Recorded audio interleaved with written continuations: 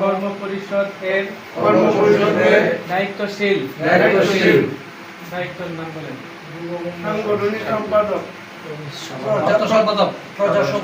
মনোনীত হয়ে আল্লাহ তাআলাকে সাক্ষী রেখে ওয়াদা করছি যে আমি আল্লাহ তাআলার সন্তুষ্টির উদ্দেশ্যে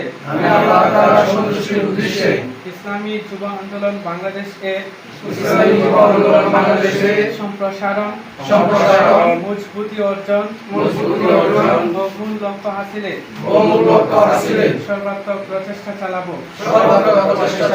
আমার উপর অর্পিত দায়িত্ব আমানত যথাযথভাবে পালন করব। আমি সংগঠনের নীতি আদর্শ ও নীতিমালা মেনে চলব এবং ঊর্ধ্বতন নেতৃত্বের প্রতি আনুগত্য প্রদর্শন করব। যুব সমাজকে দিনের পথে একতাবদ্ধ করতে আমি জান মালের সর্বোচ্চ কুরবানি করতে চেষ্টা করব।